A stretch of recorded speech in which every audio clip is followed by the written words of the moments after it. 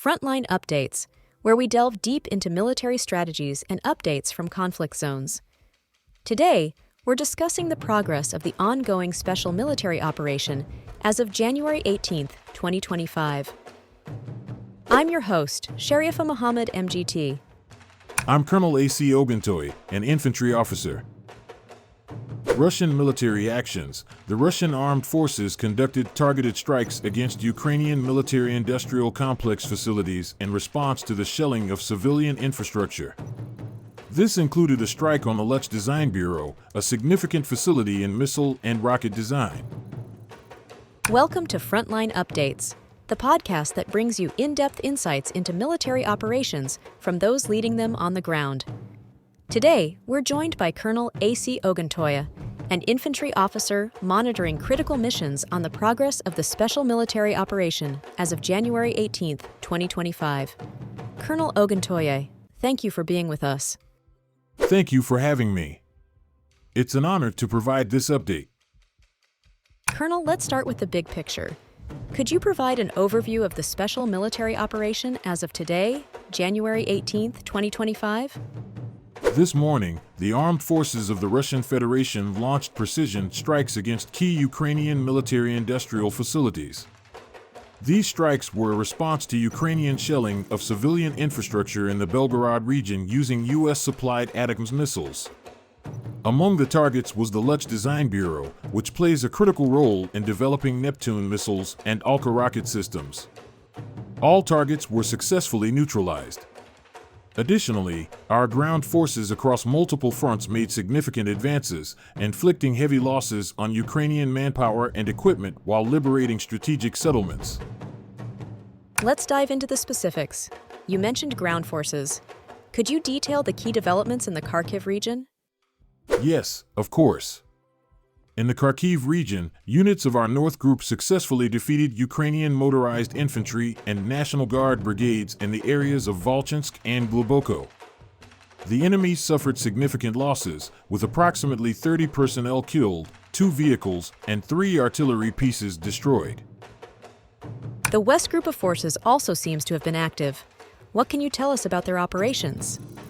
Yes, our West Group took more advantageous positions in the region, defeating elements of 2 Ukrainian airmobile brigades and an airborne assault regiment in Lozoveya and Zagryzovo. This resulted in 470 Ukrainian casualties and the destruction of multiple vehicles, artillery pieces, and an ammunition depot. How about the Southern Group of forces? Any notable developments there? The Southern Group of forces captured Yantarnoy in the Donetsk People's Republic. They defeated formations from multiple Ukrainian brigades, resulting in 1,655 personnel losses and the destruction of critical equipment such as U.S.-made M113 armored carriers and French-made VAB vehicles. It sounds like coordinated efforts are yielding results. What about operations conducted by the Center and East groups? In the Center Group sector, we liberated Petropavlovka and inflicted heavy losses on Ukrainian mechanized brigades in several nearby settlements. Notably, this operation led to approximately 585 casualties and the destruction of key Ukrainian military assets. Moving to the East Group of forces, what advancements have they made? Yes, on the Eastern Front, our forces liberated the settlement of Vermevka and made substantial progress in surrounding enemy positions. This included defeating Ukrainian mechanized and airborne assault brigades in the Velika-Novosyolka area, causing 135 casualties and destroying several armored vehicles and artillery guns. Finally, what can you tell us about the DNEPR group of forces in the Zaporizhia region? In the Kherson region, our Dnipro group inflicted losses on Ukrainian Marine brigades near Antonovka and Kazatskoye. The Ukrainian forces lost 65 personnel, vehicles, and an electronic warfare station. Aerial and UAV operations seem to have played a crucial role in this operation. Can you elaborate on their impact? Our operational tactical aviation, unmanned aerial vehicles, and missile forces conducted extensive strikes on 156 enemy positions, targeting military airfields, UAV production facilities, and concentrations of Ukrainian manpower and equipment. In addition, our air defense systems successfully intercepted 83 Ukrainian UAVs, limiting their ability to inflict damage on our infrastructure. Colonel, there have been reports of counterattacks and drone strikes within Russian territories. Could you provide an update on these incidents? Ukrainian forces launched UAV raids on our fuel depots and industrial facilities in the Tula, Kaluga, and Bryansk regions. While some damage occurred, most of these attempts were thwarted by our air defenses and electronic warfare systems. For instance, 11 drones were shot down over Bryansk, and several others were neutralized in Smolensk and other regions. Colonel, thank you for the detailed updates so far. But what about the situation in the Kursk region? We've heard reports of intense engagements there. Can you shed light on the developments in that area?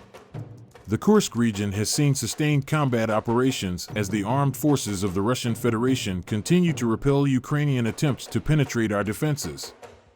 Units of our North Group have successfully defeated formations of Ukrainian tank, mechanized, airborne assault, and territorial defense brigades across multiple settlements, including Gavo, Lebedevka, and Malaya Lakhnya. During these engagements, we repelled a significant counterattack and inflicted over 210 casualties on the Ukrainian forces. In addition, we destroyed an armored personnel carrier, several armored combat vehicles, artillery pieces, and an ammunition depot.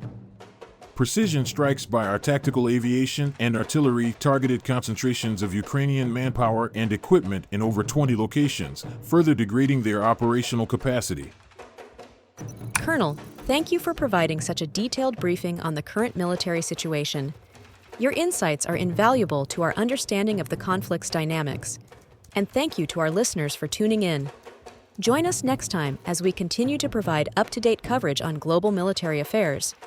Stay with us for more updates and expert analyses on global defense and security issues. Stay informed, stay secure. Thank you for having me. It's crucial to keep everyone informed. The coalition government of Israeli Prime Minister Benjamin Netanyahu has agreed on the Gaza ceasefire deal with Hamas that will go into force at 6:30 Greenwich Mean Time on Sunday. At least 122 Palestinians, including 33 children, have been killed in Israeli attacks on Gaza since the announcement on Wednesday night that a ceasefire deal has been reached between Israel and Hamas. The Israeli attacks will continue up to the last minute to provoke a response that would jeopardize the ceasefire. As with Lebanon, IDF violations of the ceasefire will be termed enforcement by bombing.